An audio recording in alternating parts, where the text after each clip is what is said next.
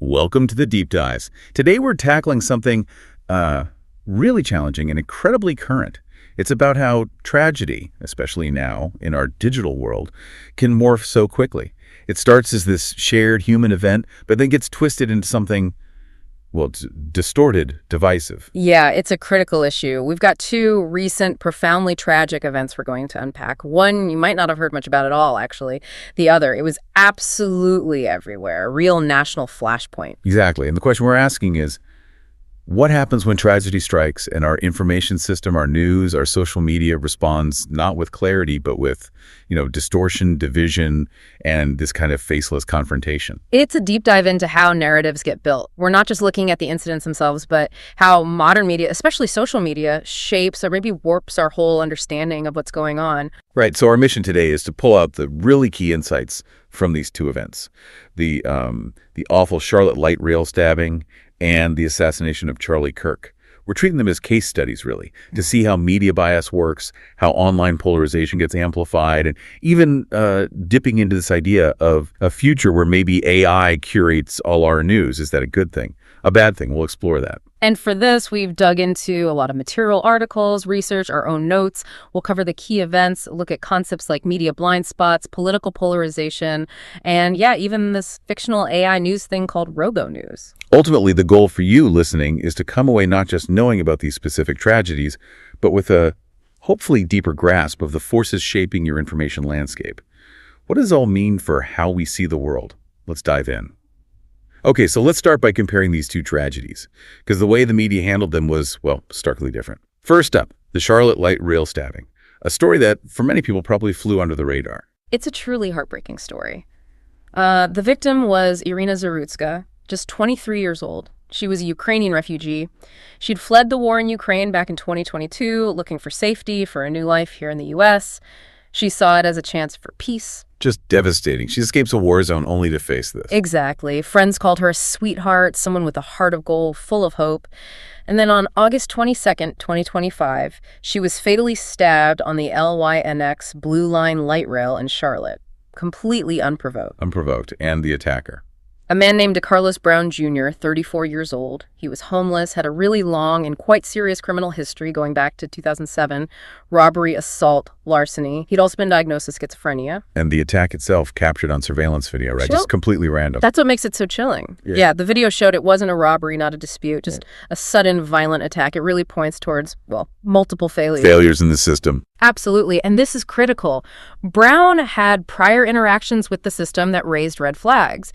Just in January 2025, a forensic evaluation was ordered for him related to a 9/11 misuse case. Okay, so they knew there were issues. Yeah. Was the evaluation done? Shockingly, no. It was ordered but never completed. And yet, he was released. Wow. Charlotte's mayor, V. Lyles, even spoke about it publicly. She called for better mental health support, stronger safety nets. She said, and this quote stuck with me, "We will never arrest our way out of these kinds of problems." So acknowledging the systemic issues. Right. And the Mecklenburg County DA, Spencer Merriweather, he also highlighted major problems. Resource shortages was a big one, and think about this, only 85 prosecutors for over 300 pending homicide cases. That's stretched incredibly thin. Terribly thin. And he pointed to significant mental health funding shortfalls that have been an issue since the early 2000s. So you have this confluence of factors: judicial oversight, mental health system gaps, resource scarcity. It created this vacuum where tragedy could happen. Okay, so a deeply tragic event rooted in complex systemic failures. Now, how did the media cover this? This is where it gets really interesting, right? You mentioned Ground News. Yeah, Ground News. They track media bias and coverage patterns, and they flag the Charlotte stabbing as a major blind spot. Can you explain what that means, a blind spot, in their terms? Sure. Basically, they measure how much attention a story gets across the political spectrum, left, center, right? They look at who is covering it, how much, and crucially, how they're framing it. In Irina Zarutska's case, the results were pretty dramatic. How so? Their analysis showed that around 85% of the reporting came from right-leaning sources. 85%? That's huge. It is, and only about 20% came from left-leaning outlets. This isn't random. It shows a deliberate or maybe subconscious choice about which stories fit certain narratives. Okay, let's break that down. Why such heavy coverage from the right? We saw people like Elon Musk, Representative Randy Fine, Sean Duffy jumping on this. Fine even talked about new laws to hold judges accountable. Well, for right-leaning outlets, Fox News, Newsweek, conservative blogs, this story ticked a lot of boxes. It fit perfectly into their existing arguments about several key issues. Like what? Like rising urban crime, especially in cities run by Democrats, which they often portray as having soft-on-crime policies. It highlighted judicial leniency, Brown's release being a prime example. And for some, it even touched on immigration safety concerns because Urena was a refugee. The narrative became a failing system, made worse by progressive policies, isn't protecting people. And the surveillance video coming out later probably amplified that outrage. Absolutely. The video, released September 5th, provided this graphic, undeniable proof that fueled demands for accountability, for tougher law enforcement. It became a really powerful symbol for their critique. So that explains the 85%. But what about the other side? Why only 20% from left-leaning outlets? It's a horrific crime, a tragic loss of life. Why wouldn't it get more attention? That's the million-dollar question, isn't it? Left-leaning outlets, your CNNs, your BBCs, they did report the basic facts, but the coverage was minimal compared to the right. And crucially, the framing was different. Instead of focusing on crime policy or judicial failures, their angle often pivoted. Pivoted to what? To broader systemic issues like the mental health crisis, the problems of homelessness, the chronic underfunding of social services. They highlighted Brown's schizophrenia, the need for better support systems. So less about tough on crime and more about we need better social safety nets. Exactly. Which, again, is a valid perspective, but it completely changes how the public understands the tragedy. Blame shifts from, say, specific policies or judicial decisions to inadequate social funding, and the proposed solutions become totally different. It really shows how the media doesn't just report news, it sort of constructs reality for us, doesn't it? By choosing what to emphasize and what to downplay. Precisely. It pushes certain emotional buttons while leaving others untouched. Your understanding of Irena's tragedy depends heavily on which news sources you follow. A true media blind spot. It makes you wonder what else we're missing or seeing through a skewed lens. And how that affects our ability to actually solve these complex problems together if we can't even agree on the framing of the problem. Well. Okay, now let's contrast that story with its clear blind spots to the assassination of Charlie Kirk. This one was everywhere. A national flashpoint, but it brought its own set of media challenges. Yeah, a very different scenario in terms of initial coverage. Charlie Kirk, 31 years old, CEO of Turning Point USA, a very prominent conservative activist, especially with younger conservative. Widely known, often controversial. Definitely. And the circumstances of his death on September 10th, 2025 were incredibly public and shocking. He was at Utah Valley University for one of his Prove Me Wrong debates. Right. I remember hearing about this. He was actually answering a question about trans shooters when he was shot in the neck from a rooftop sniper in front of 3,000 people. Just horrific. Public. Targeted. Extremely. He was rushed to the hospital but didn't survive. The whole thing was instantly news, instantly shared. And the suspect, Tyler Robinson, 22 years old. He surrendered a couple of days later. He did, on September 12th. And the story behind his surrender is compelling, too. His own father, a sheriff with 27 years on the force, identified him from FBI photos and convinced him to turn himself in. Wow. Imagine that phone call. Right. And the family publicly refused the $100,000 FBI reward. Robinson's facing serious charges, now aggravated murder, among others. It adds this whole layer of personal tragedy rippling outwards. So compared to the Charlotte stabbing, how did Ground News see the coverage of Kirk's assassination? Any blind spots there? Interestingly, no. Ground News did not flag this as a blind spot. Why? Because Kirk was such a high-profile figure, the assassination was so public and politically charged, everyone covered it. Left, center, right. It was a lead story everywhere. Universal condemnation of political violence. Generally, yes. It was widely framed as a national tragedy, something deeply disturbing regardless of your politics. The consensus was that political violence is unacceptable. Okay, so widespread coverage. But even then, accusations of bias cropped up almost immediately, didn't they? I remember Tim Pool bringing this up. Yeah, Tim Pool, on his live stream the next day, September 11th, he accused left-leaning outlets like CNN and MSNBC of basically downplaying Kirk's murder by focusing too much on the 9/11 commemorations happening that day. His argument was that they were using 9/11 as a sort of convenient pivot away from a story that was uncomfortable for the left.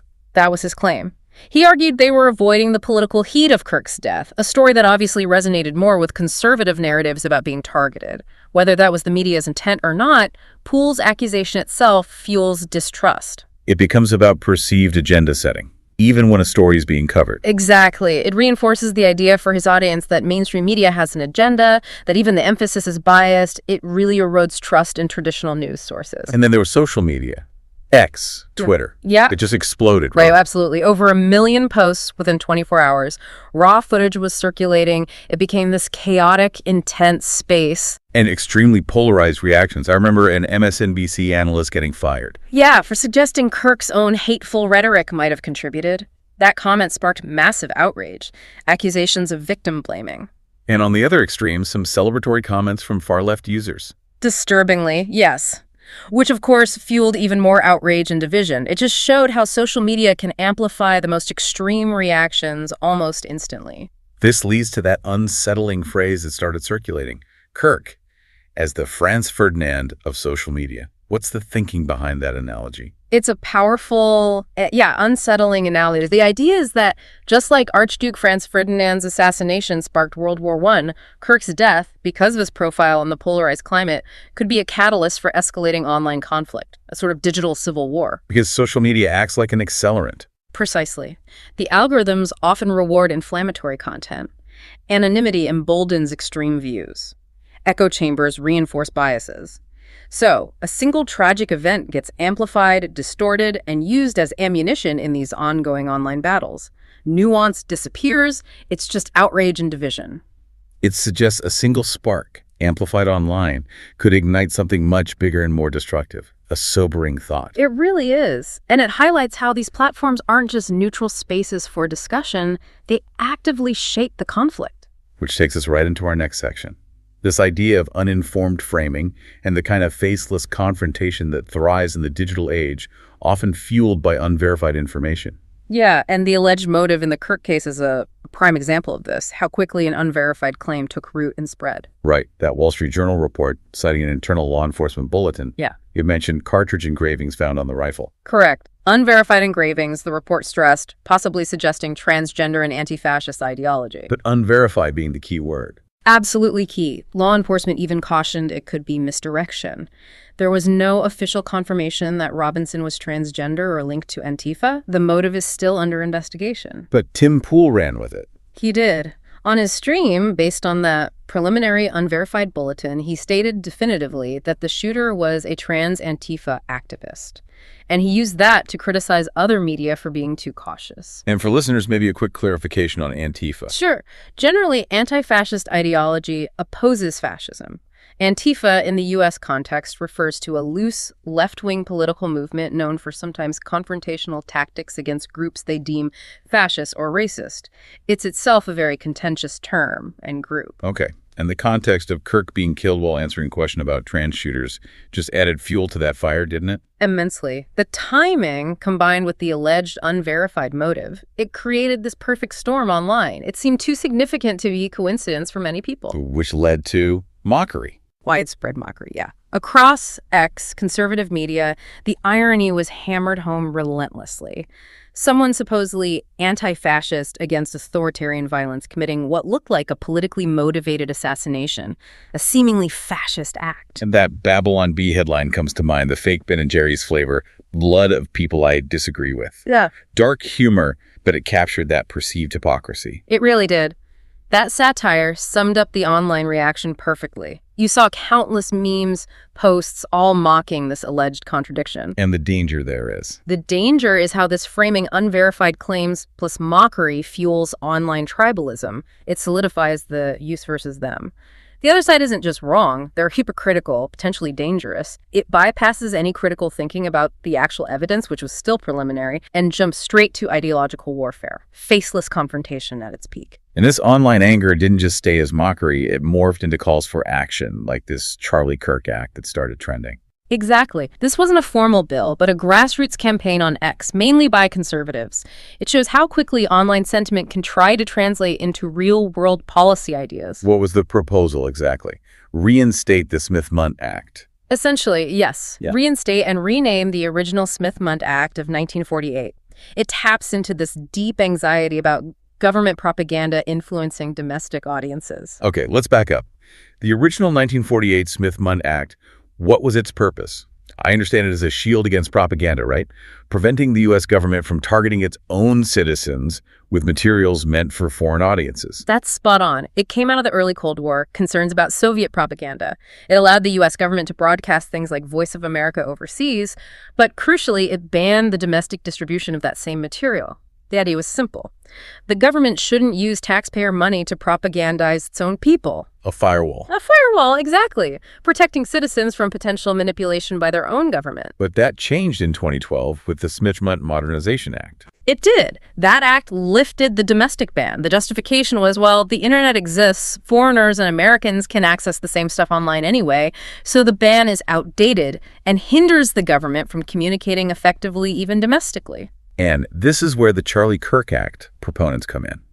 They see that 2012 change as a huge mistake. A disaster, in their view. They argue lifting the ban opened the floodgates for government-influenced propaganda within the U.S., blurred lines, allowed taxpayer-funded narratives to potentially shape domestic media, maybe through partnerships, grants, who knows.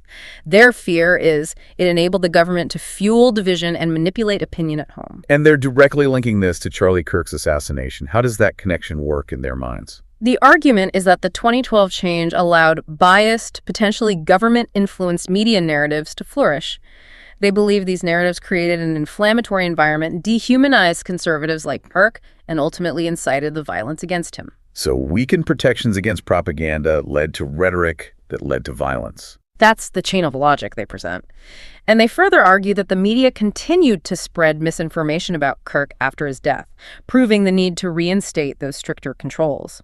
It shows how perceived media failure gets tied to demands for systemic change, all amplified and organized on social media. It really turns social media into this battleground for legislative ideas, even informal ones, driven by tragedy and perceived injustice. Absolutely. It demonstrates the power of these platforms to mobilize opinion very quickly. And speaking of narratives and perceived injustice, there was another flashpoint after Kirk's death. That clip of him talking about the Civil Rights Act. Yes, that clip went viral, just the short snippet. We made a huge mistake when we passed the Civil Rights Act in the 1960s. Which sounds, on the surface, incredibly inflammatory. Yeah. Racist, even. Exactly, and critics jumped on it, used it to label him a bigot. Some even used it disturbingly to imply his death was somehow justified because his views were so harmful. But like we said earlier, context is crucial. What was the actual argument he was making? It wasn't a rejection of equality, was it? No, not at all. It's a complex but long-standing conservative and libertarian critique. It echoes arguments made by people like Barry Goldwater back in '64 and economists like Thomas Sowell more recently. Their issue wasn't with the goal ending segregation, ensuring equality, but with the method, specifically the vast expansion of federal government power they believed the act entailed. So it was about government overreach, not about the principle of civil rights. Precisely. They argued it opened the floodgates to government control, infringing on individual liberties, private property rights, freedom of association, things they saw as fundamental. Can you give an example? Well, the argument was that while discrimination is wrong, giving the federal government power to dictate hiring practices or who a private business must serve went too far, interfering with contractual freedom.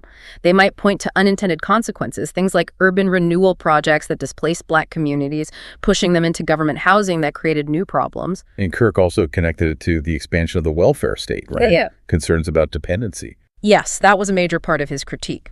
He argued the act coincided with Lyndon Johnson's Great Society programs, which he believed, maybe unintentionally, fostered dependency on government aid rather than promoting self-reliance.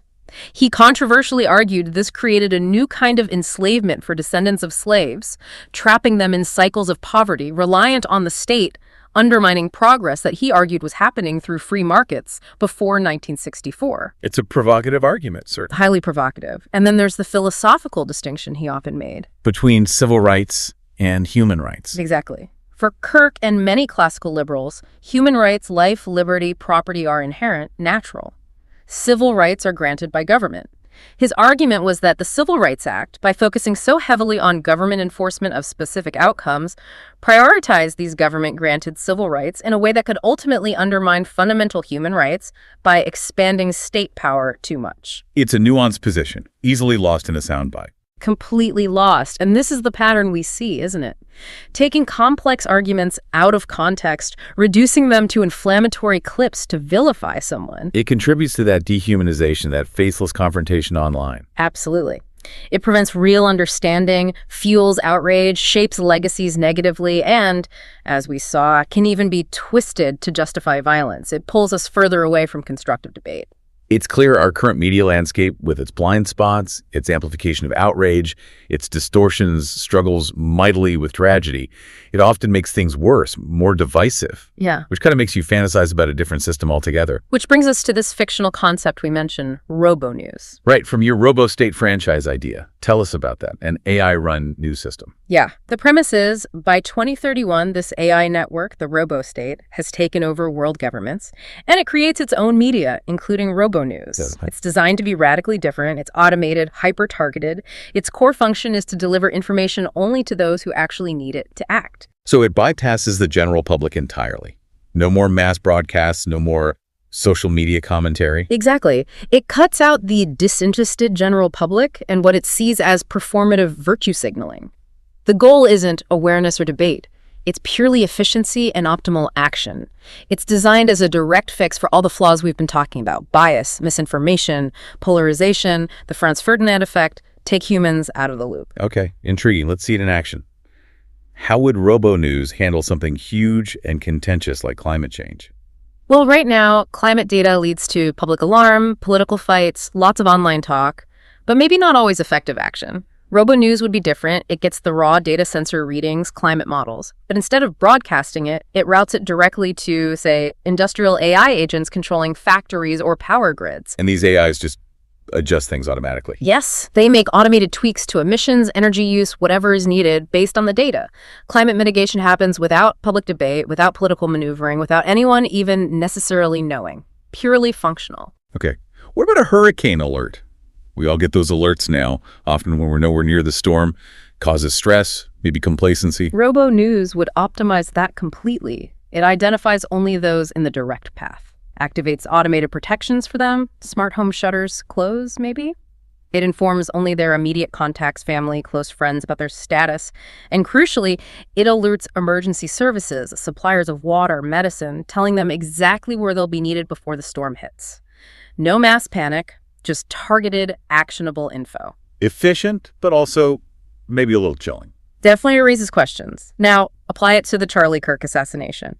How would RoboNews handle that powder keg? Instead of the trans Antifa claims exploding online based on unverified reports. RoboNews routes the verified forensic data ballistics, actual evidence only to investigators. Sensitive updates go to the family, filtered for slander. Social media is bypassed. And the inflammatory content, the calls for war. It implements de-escalation protocols. It denies public broadcast of inflammatory speculation.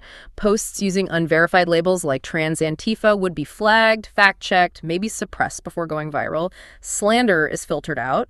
The goal is to prevent polarization, prevent that Franz Ferdinand spiral, efficient information flow, minimal emotional chaos. And the whole Smith-Mundt debate, the Charlie Kirk Act idea about government propaganda. RoboNews would basically make it irrelevant. It would auto-filter all biased content in real time, regardless of the source. Inflammatory labels get flagged instantly. Evidence of actual media lies or manipulation routed directly to automated regulators, not to angry mobs on X. It aims to prevent the outrage cycle before it even starts. It sounds incredibly efficient, almost logical. But what's the downside? What are the trade-offs of this AI-driven information future? That's the massive question, isn't it? You get efficiency, de-escalation, maybe an end to misinformation wars, but what do you lose? You lose public access, transparency. If only relevant stakeholders get information, what happens to democratic debate? How do citizens hold power accountable if they don't even know what's happening? It removes the messiness, the arguments, the discussions, the collective sense-making that's arguably vital for a free society. So, order versus human agency. Public discourse. Something like that. We gain efficiency, maybe peace, but potentially lose the public square, the ability for collective understanding and pushback. And just thinking about RoboNews, even as fiction, really highlights the failures of our current system, doesn't it? The chaos, the bias, the inefficiency in how we handle tragedy and complex information now. It absolutely holds up a mirror. It forces us to ask, is this chaotic human system the best we can do? And if not, is an AI filter the answer? Would robo-news be a benevolent guide to a more rational world? Or just a new, very sophisticated form of control smoothing out the uncomfortable edges of human reality? It's a deeply unsettling question about what we actually value. So we've covered a lot. We went from the quiet tragedy of Irina Zarutska, largely unseen by many, to the explosive aftermath of Charlie Kirk's assassination, a true Franz Ferdinand moment for the digital age. We saw media blind spots, social media storms, and even imagine this AI solution, robo-news. And through it all, this central question keeps emerging. In this flood of information, who gets to decide what we see, what matters, what's true, and maybe even what's worth feeling? And what does it do to us, to our shared understanding of tragedy, our empathy, our ability to connect, when those decisions are increasingly driven not by a sense of shared humanity, but by algorithms, by hidden agendas, or simply by what gets left out? Something to think about long after this deep dive is over.